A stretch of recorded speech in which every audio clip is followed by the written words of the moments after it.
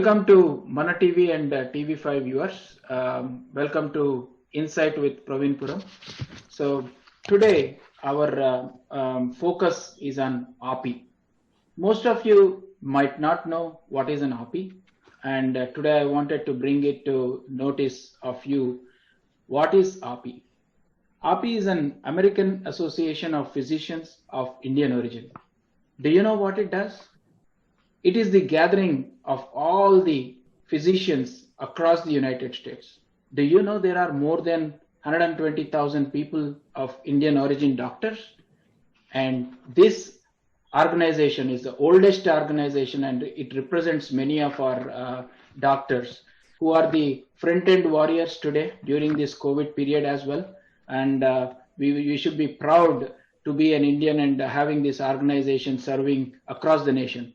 Do you know every 7 doctors, 1 is an Indian origin? That's the power of this particular organization. And we have wonderful couple. I would like to introduce you to the wonderful couple, Dr. Sudhakar Janalagada and Dr. Uma Janalagada. So by profession, both of them are doctors. Do you know more than 3 decades they have been serving in this profession? And Mr. Sudhakar Janalagada is a board-certified gastroenterologist, transplant hepatologist, and he's working in Douglas, Georgia. And I'm proud to host them being in Georgia, right? So he also served many roles in his profession. I don't want to go ahead with the number of roles, but I would like to touch upon very familiar organizations like GAPI, Georgia Association for Indian Physicians. He has been the past president, one of the past president, and he is currently 37th president of AAPI. What a wonderful opportunity for him to serve the entire United Nations doctors. So with that said, and Dr. Uma Garu, she is an family medicine, and she has done her MD, and she has been in this profession more than 3 decades as well. So I would let Dr. Sudhakar and Dr. Uma to introduce more, which I have missed. So good afternoon, Dr. Sudhakar and Uma. Thank you so much for coming on to the show. So we'll focus today on your achievements and also what is this AAPI. I just wanted to bring it to everyone's attention. What is this organization about and how wonderful things this organization does to the community. So over to you, Sudhakar Garu. Good afternoon, Pravinji, and first of all, I want to thank you for giving opportunity for AAPI because we never been exposed to the media in the past. This is the first time we're interacting with the media. We do a lot of things pretty much hidden though, because we never had an opportunity to express our work we are doing for the community in the past. And also I want to thank you TV5 also and the viewers. I'm sure they all had a great time for Diwali, the Dasara celebration, and I'm sure they're going to have a great time for Diwali next month. Okay. And coming to the AAPI, American Association of Physicians from Indian Origin, has been established almost 40 years ago in a small group of doctors at the time. They thought, a lot of discrimination is going on against Indian physicians at the time, because our community is very small at the time. And they decided, we need to fight together against the discrimination. They joined in Michigan, Detroit, actually in a basement, actually. And they formed this association called AAPI, American Association of Indian Origin. From there, in 40 years, this organization grown so big. Now, as you mentioned, representing more than 100,000 doctors and 1 in 7 patients in this country taken care by physicians of Indian origin. And also, when you look at the ethnic organizations, individual like Pakistan, Bangladesh, Italians, or Irish, ours is the largest organization in the country, and compared to any other ethnic organization in the United States. And the structure of AAPI, essentially there are 4 administrative roles, 4 kind of administration. Number 1 is executive committee, which is run by president. He is the CEO of this organization and is ultimately responsible. And board of trustees we have a chair, Board of Trustees, Dr. Sajini Shah, current chair this year. She is a second generation surgeon from Boston, Massachusetts. And they actually take care of the financial aspect of the organization. Okay? And they look after the money. And the third one is Charitable Foundation. Dr. Purohit is the chair of this year, and he's from New Orleans. And what they do, they help us to fund the clinics in India. As you mentioned, there are 18 clinics in India funded by Charitable Foundation, and some in US also. Take an example of GAPI, Georgia Association of Indian Origin. They have a clinic in Global Mall in Atlanta, but that is run by pretty much local chapter, state chapter. And they have one in Dallas, and it's like that. You have some here. But most of our funds we are spending in India. Any disaster, for example, a natural disaster happened. We for COVID, for the Prime Minister Fund, AAPI donated more than $20,000, for the Prime Minister Modi Fund. Okay? Like that, we do support the motherland, and every year through this clinic, we are serving or seeing about more than 1 million patients every year to take care of them as outpatient. But it's not inpatient though; it's outpatient clinics, and we are thinking of doing more. Unfortunately, because of pandemic, we couldn't be able to do many more clinics established this year, and hopefully by next year, early part next year, if the country opens, we are planning to do our global healthcare summit in India, Visakhapatnam. That's where we are planning to do. Hopefully, we plan to open a couple of more clinics, which will support by our Charitable Foundation. The fourth one is called a Young Physician Section and Medical Student Section. Very vibrant, very enthusiastic students and young doctors have that in the group. And they do a lot of activities in the sense to help the children who want to go to medical school, educate them. Mentorship program are there. And they do have a winter conference in every year. And hopefully they'll do it in February each year, but let's see how things will move this year. So that's broadly how the AAPI organization in general, and we are very active, vibrant organization in the United States, and also we are working with global doctors along with the British Association of Indian Doctors and Australia and Middle East. And Indian doctors, especially GAPI, they call it GAPI, Global Association. We are working together during the pandemic to educate the doctors in India, Australia, and England, all the other places. So how to take care of these kind of patients? In the March, we have very difficult to understand how this COVID-19 behave. Okay, and we lost a lot of patients. Not only physicians, frontline doctors also we lost. Okay. Some of our AAPI doctors badly sick and they died, and some of them got lung transplantation. Some of them died before the lung transplantation. So we have some idea now how to tackle this dreaded infection. But before, we don't know. That's the way, we do the webinars all over the world, to communicate with them, what is the best way to help these sick people. That's in general what I talked to you, Pravinji, and I think over to you. Thank you. Thank you.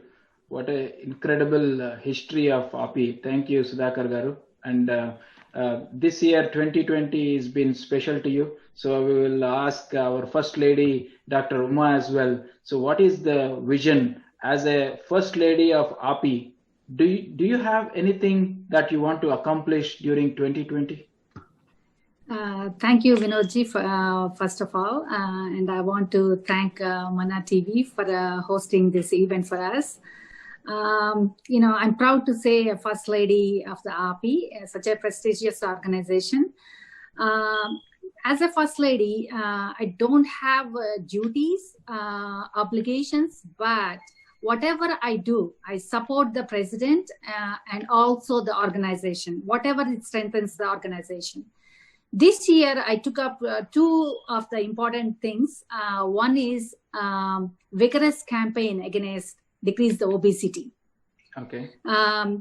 Spreading awareness to the public by doing anti-obesity walks, aerobic exercises, and yoga. And we also hosting events, webinars against obesity. And also obesity worsens the outcome from COVID. Obesity, it decreases the obesity itself is linked to decrease the immunity of the body. And also it decreases the lung capacity and lung reserve. And also it increases the death risk against the COVID-19. So it's like a lot of factors that contribute to, it also triples the rate of hospitalizations. So wow. Obesity is an important, I think, disease to tackle. That's one thing we took up. And second thing is women leadership. We want to bring more programs to encourage women in leadership. I want to congratulate the women in AAPI in leadership who continues to inspire all the people in the world. And I strongly believe in empowerment in women. I also believe in political action committee, which this year I'm asking the president to start. It needed funds, but this is the only way our concerns can be taken to the Washington. Awesome. Thank you, Magaru. I think we should do these programs, and especially being COVID, everyone are at home, right? If you see most of our community, they are spread across IT, doctors, lawyers. These are the major industries I would count on. So during this COVID, I think everyone is working remote and most of them are in front of the computers. So this is a time your obesity program and also the health program that would really, really benefit. And please let us know how can we expand and, promote these kind of webinars. So is it only for doctor community or it is for the public too? Right now, we are doing to the doctors' families. The wives join, our children can join, but we didn't go to the public. But the obesity awareness walks we do in public places. We wear a yellow T-shirt that has AAPI and the obesity logo on them, and yellow stands against obesity. So we try to wear the T-shirts and go in a group, do the walk, and so we can bring the awareness to the public. And we talk about how to counter the obesity and the nutrition, things like that. Thank you, Ma. Dr. Sudhakar, let's touch upon the 5 goals. If you see in the AAPI, there are 5 major things which AAPI talks about. So what is the vision for 2020 on the accomplishments of this? So for example, the first one I would talk about clinical observership program. So what is that all about and who can benefit out of it? It's a very good question, Pravinji. Let me bring back a little bit about the woman's power, okay? Yeah. During my presidency, the 50% of the standing committee chairs, I gave it to the woman. That's so awesome. The woman presence is very important for any organization, and they do a lot of work. They do a lot of work because if a job given to a woman, it will be done, okay? So it is very important for their presence in any organization. I think I'm so proud that I did that during my presidency, given to 50% of the standing committee chairs to women. Okay? And they're doing an excellent job. The women's section, the women's physics section, an excellent job. I think they're following every month. They're doing some kind of educational program to the physicians, and Dr. First Lady mentioned, it is going to be a community reach for the obesity awareness. Also, is very important for them. Coming to the clinical observership program. When I came to this country in late 80s, actually, that's where I came to. I'm a kind of vagabond. I've been to Africa first after medical school, then I went to Europe, did some schooling there. Then I came out here to the United States. At the time, we don't have much help, if you want to do any, rotate with any doctor to get some experience, before applying for residency, we don't have any much help, So I went to, during my going around the country during my election time, they're all asking, Doc, what you guys are doing for us, okay, my children, okay, what you're doing, okay. Then what are the important things we need to do? And number one is clinical observership. What do you mean that, the children coming from India, what you call international medical graduates, okay, when they come, they have no clue, okay. First of all, they don't know the bedside manners, okay. Yes. When you go to the hospital, talk to the patient, this country is very, very picky and particular, okay.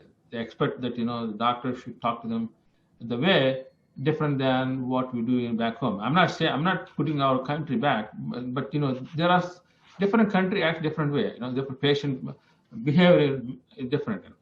So we need to learn the bedside manners in this country. Okay, number one. Number two, and when you language, very important. Okay, and when I came to this country, I used to speak very fast. Okay, my English like Telugu. Okay. Yes. I speak fast because that's why I grew up, in English in India also. But, this country, they speak very slow, okay? And the communication is a big thing as a patient-doctor relation, okay?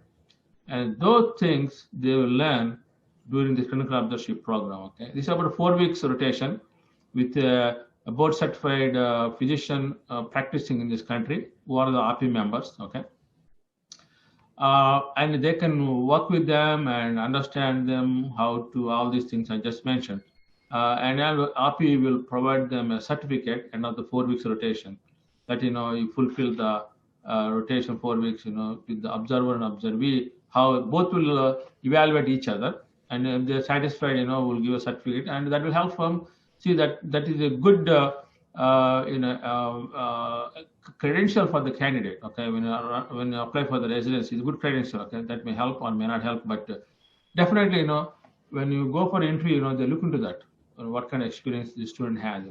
So that's we are providing this year, and a lot of response came, and we are not fully open to the medical students who want to do this right now, but in end of the month or first week of November, we plan to open to everybody, because right now there are about 60 students are already registered for this, So we want more doctors to register so that they can be able to help these international medical graduates to get some experience here. Number one. Number two, diversity. Diversity is very, very important because this is organization established on diversity. Okay, this is not a group of one state or one alumni. It won't happen that way. Okay, this is completely a diverse organization. We have physicians, presidents from different part of the country in India, and they did an excellent job. And they are the role models.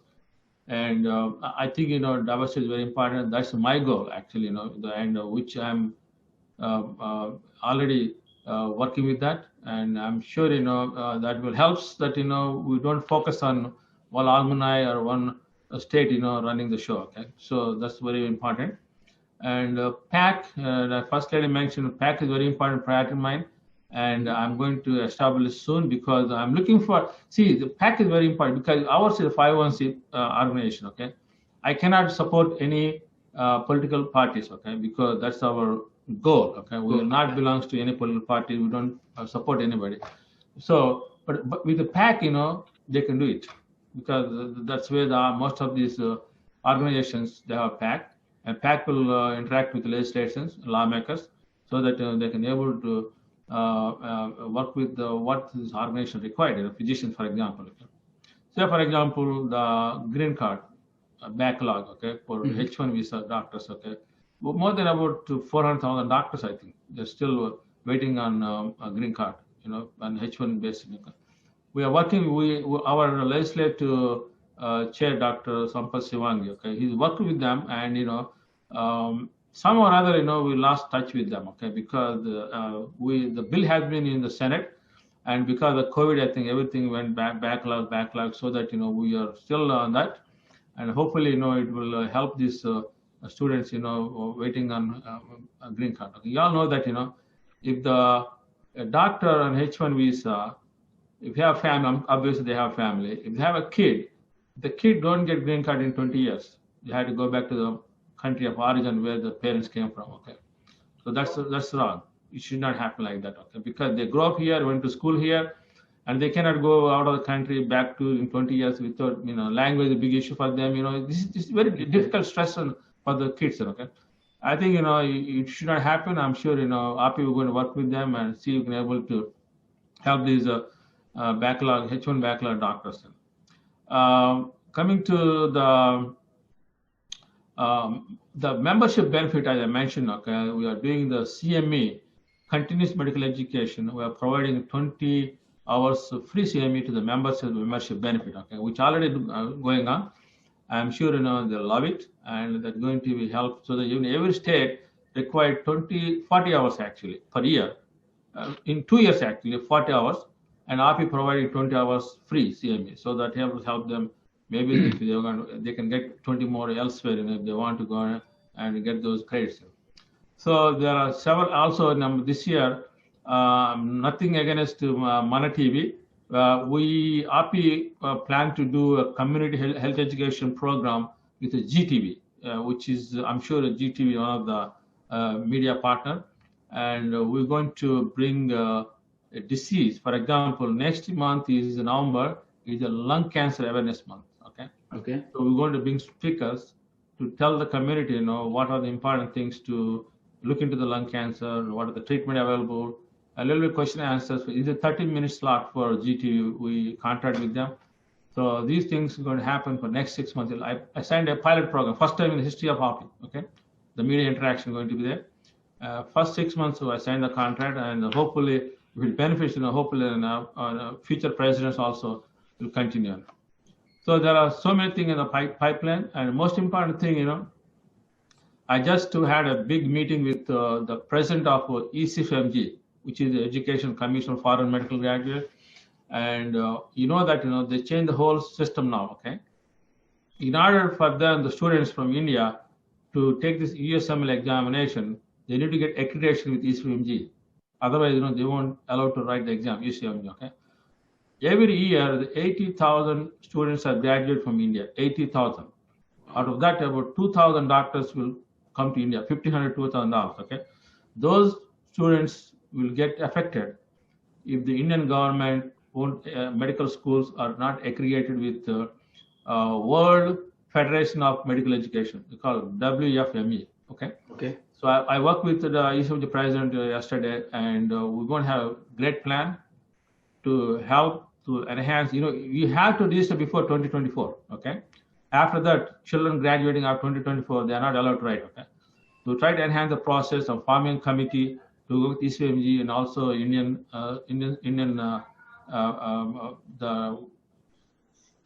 committee of Indian. We used to call ICMR, Medical Council of India.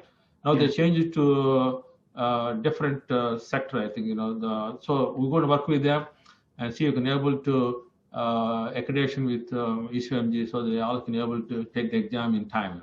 So those are things right now in the pipeline. And Global Healthcare Summit, we are still crossing our fingers. Hope the country open in January. We still want to go in February or April first week. That's still plans are going. The committee members are very eager to do this, because this is the first time we were planning to do in Andhra Pradesh, because I have the president from Andhra Pradesh, and this is the first time we're going to do it in Visakhapatnam. Hopefully it will happen, and we have a lot of stuff to share with our physicians back home, and also we want to implement some projects, at the time. And the convention is going to be in Orlando in July 4th weekend, and I'm sure you're all welcome and join with us that day. Definitely. I think you have mentioned so many good initiatives, Dr. Sudhakar Garu. So coming to the language, yes, of course, language is the major thing which plays here, and everyone, not only in the health profession, it is in the IT profession. We are totally speed in our language, and that is good thing. And also on the GMR, what you have spoken about, that is a good initiative, definitely. So when I interact with most of the people as a media, most of the people in this country, health is really important, and it is not accessible to everyone. Today, I have something to get an appointment, it will take 2-3 days, right? Because being in media, I can get in one day. But what about the other common people? For example, even the America being the #1 country, even in the health industry, but still there are loopholes. There are things which we need to really take second opinion. So in that aspect, I wanted to ask you a question. Suppose if at all anyone has any questions in any of the areas. So this organization, how they can provide some inputs? Is there any forum where they can ask some questions and you can respond or give them some opinion of what's going on? So how do a citizen can approach this organization? Sure.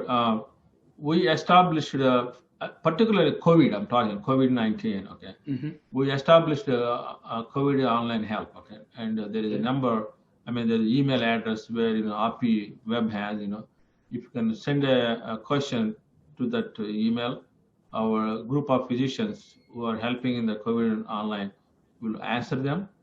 And also we established the pharmacy, okay? If they need any prescription, for example, parents from India, they came during the pandemic, they're stuck here, okay? And somebody have diabetes, hypertension, somebody have cancer, okay? And these medications have been refilled during the COVID pandemic time through the AAPI physicians, okay? Now we gave it to one company where they are working on that with a very minimum charge, okay? $10, I think. But to refill the prescription, okay. So, and also we during the COVID time, we reached the community, and also we promoted several things, including plasma, which is very important treatment. By actually, federal government just approved plasma is one of the treatment for COVID-19, and AAPI donated funds to the nursing homes and hospitals, particularly face masks, all that kind of stuff, to different hospitals in the country. And also they treated all the frontline nurses, thank them, what kind of work they do, So these are one day. But again, we did not have any special a forum for any other diseases. For example, somebody come with some issues like lung problem, heart problem. We don't have anything online help, okay? But again, you all know that, COVID-19, different issues than other medical problems, but, medical malpractice is the issue in this country, okay? So we're not getting into that right now. But, with this through media, GTV, that where we're going to address every month one disease, okay? For example, lung cancer one month, and heart diseases in Indians, #1. Men's health, women's health, like diabetes. Okay, these are all things you plan to do once a month, and that way, community can understand what kind of precautions they need to take, and when to see a doctor, what are the basic knowledge. Okay, they will be able to get through these discussions. For COVID-19, we're offering since March, okay, and at full scale. And very proud that last president before me, Dr. Reddy, and during my time, over 1,000 prescriptions has been filled so far, okay, for the families held in United States, stuck in the United States during the pandemic. That's awesome. And I'm sure the ambassador of India is very thankful what the job we did, and Prime Minister Modi ji came. And actually, he was addressed our organization during a virtual convention last year, and they really appreciate what AAPI role during the pandemic. No doubt about it, Sudhakar Garu. This organization is very much needed for people, because you all are front-end warriors, and we believe the entire life is, we owe you the life, and it is very important. Your guidance and your suggestions are very important, and. Coming to the other question to Dr. Uma. So, Dr. Uma Garu, what do you think as a women doctor? Did you, in your past 2 decades, do you have any challenges you want to overcome them? Because now it's a chance as a first lady to implement, because the president is in your hands, right? Yeah. So, do you have any wish list? In general, there is a gender bias, women physicians, as a primary care physicians, they get 25% less paid compared to the male physicians. And when you take the specialist, it's 33% less paid, even though woman is specialist compared to the male. So that's one thing. And there is also called professional isolation. Woman is a minority. Her voice is frequently not heard. And it's hard to overcome. Okay, and also woman has impact of family responsibility. Of course. Okay, also harassment at work. Mm-hmm. These are all the factors, some of them I may not able to, as a first woman, make them overcome. But as President said, we want to work on increasing the number and influence of the female physician in the leadership so that we can help accomplish some of the gaps. Can I ask how many women doctors are there today in the group? In the AAPI group? AAPI group. Out of 100,000, at least 40,000 will be females. Wow. But it is interesting fact that I didn't know that it is 30% different and 33% different on the specialization. I never expected in this country discrimination would be playing a role, but it's interesting to know, Dr. Umagara. And definitely we would also, I can assure you from Mana TV and TV5 too, we have a huge network and we would also help you promote any of the webinars, anything you may want. Definitely we will do that. That is the main aim of this program too, to make things aware, to make the organization, good people, how can they get reach to these good people and get a benefit out of it. So that's the main motto of this. And the next question to Dr. Sudhakar Garu. So being a world class, like, anyone from America today, even any celebrities, if they have anything, they come to America, right? For the treatment or anything. So in that case, being in this country, learning different techniques and technology. So do your organization have some sessions with the doctors in India and suggest them what they are lagging on, or how can we, improve the doctor community or the technology in India? Have you ever thought about those grounds? We are doing actually, Pravinji. We are already doing that. Usually during our global healthcare summit once a year, our physicians will go to India and interact with local physicians, what we call workshops. Okay, a new technique, for example, we will demonstrate video by means of video using the local facility, and our physician demonstrate how to do this, perform this procedure. Okay, and also our experts in various specialties. Okay, they will deliver the educational talks during the seminars in India during DHS. That's been already doing, but unfortunately this year, we are hoping that it will happen again. And also, very important, we have these webinars are very, very, we are inviting Indian physicians also, they can join us. And if they have any questions, our top-notch physicians are ready to help them if they need any help, anything. Okay. Apart from that, coming to the Indian point of view, TB, tuberculosis is a very big thing in India, and AAPI had a partnership with Indian government actually, to help to support the TB eradication. And Modi ji plan is to eradicate tuberculosis in 2024 actually, So we have very good, strong relations with the counterpart of India, and we're working with them, and we have a committee where, right now they're working on Surat and Kasi, Varanasi, okay, and different part of the countries, okay. So that what they do, there is a way to do, they go door to door and check the patient, not patient actually, community actually, go to the family and say, are you having any cough, any other issues? If they know, they test them, okay, make sure they know TB or not, okay. Those kind of programs are going on through AAPI, and particularly Surat and Varanasi, where they took the pilot projects. So one thing that we are working with the government of India. So I think, this project, educating the physician from Indian counterpart is been there, okay, and we want to do this year, next year, hopefully, if it happens, we want to promote hepatitis. Is one of the biggest thing in India, particularly hepatitis B and C, because take a state of Andhra Pradesh. I lost my brother-in-law because of hepatitis B, okay, and unfortunately, lot of lack of education, we are losing our lives, okay. It is a preventable. Take a vaccine of hepatitis B, and it can be preventable, okay, because once you develop antibody, you're good, okay. And unfortunately, the people born in the 1960s, okay, and they're not take the vaccine. Now they're giving vaccine because the babies are born, they're getting vaccinations, okay, in India also. We want to do this project to educate the India in rural India, in Andhra Pradesh particularly. We want to start there.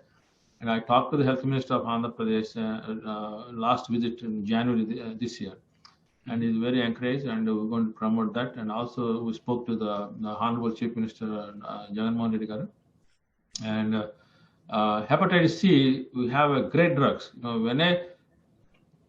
30 years ago, this disease has no medications. Now we can cure this disease, okay? If you know that if you have hepatitis C, you can cure it, okay?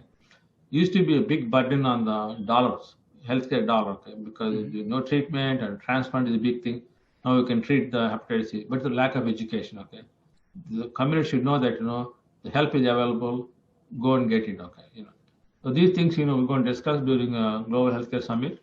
And we plan to do these seminars and more. And today, the Medical Council of India chairman, Dr. Paul, is going to join us in a webinar.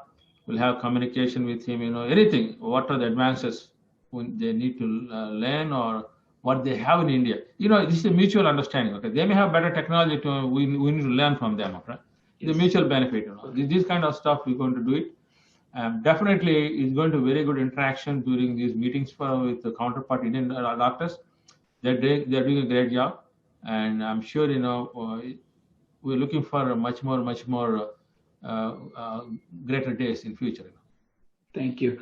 I think we are reaching our the last minutes, and I would before closing the show, definitely I wanted you guys to take 1 minute each, and Dr. Sudhakar, you being expert in transplantation on the liver, so I would like to give some tips how to be away from liver diseases, and also talk about the closing notes to the viewers, and then we can close. Again, I wanted to thank you. Well, first of all, thank you, Praveerji, for giving the opportunity to speak about our organization. As a transplant hepatologist, I do give lectures in India whenever I go to India during my vacation time. And liver disease is something very underrated. Unfortunately, knowledge in the community is very low because the lot many specialists in the liver in India. Unfortunately, it is not well. I don't know why, because the gastroenterologists, they do handle liver, but in the United States, we have separate fellowship for liver, apart from gastroenterology, of course, transplant. If somebody have a cirrhosis, where we call end-stage liver problem, okay, they end up go for transplantation, liver transplantation. Okay? I always tell the families, don't worry about the transplant. Once you have a transplant, depending on the disease, there is a 95% they live up to 7 years. Okay. Okay. And after that, and depending on various factors, they live more. In fact, when I was in Pittsburgh as a fellow, we stopped giving medication for post-transplant patients after transplant, okay, because the liver is pretty much fit to them, okay? They don't need any more medication. We stopped the medications, okay? So I think, liver transplantation is no longer experimental, okay? No longer experimental. It's a proved therapy. Somebody need to be done, get it done, okay? No problem. But again, it costs. If family can afford the cost, that's fine. Okay? I understand it's going to be 40, 50 lakhs. I don't know how much government can help on that. So vaccination is very important. whoever born in 60s and 50s, please take the vaccine for hepatitis B and hepatitis A. Of course, most of the 90% of Indians are hepatitis A positive because, the water we drink, they are contaminated in the past. So if not, if they don't have an exposure, take vaccinations and help yourself. That's why you help the family too, because once you get infected, other people get infected, okay, because of the cross infection, okay? Because it transmitted by means of sex or what, hepatitis C and B also. So be careful and stay safe. And as the president of AAPI, we do our best to the motherland and adopted land. And we have a very powerful leadership on the pipeline. I'm sure, they're very encouraged. They want to do more and more. And I'm sure, it's going to look good. And again, I always preach diversity, which is very important for an organization. And I'm looking forward for future great years. Thank you again for having me today. Thank you, Sudhakar garu. Have a good success in your presidentship, and we hope you will do more and you will be in the history of AAPI. Thank you, sir. Thank you. Dr. Uma garu. Thank you, Mana TV, again for having us. I advise all the audience, especially the females, to have a mammogram, since this October is the Breast Cancer Awareness Month. And also, if you're overweight, try to lose weight, exercise, do aerobic activity at least 2-3 times a week for 20 minutes, and eat healthy. And during this COVID pandemic, try to, wear a mask and keep distance, and also wash hands frequently and be safe. Thank you for having us.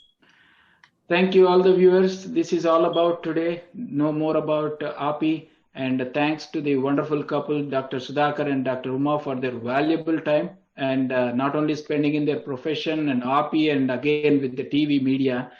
And thank you so much for all your message. And we hope you will have a wonderful time during this. And we hope that God bless you and you do more to the community and also for the country and also the motherland.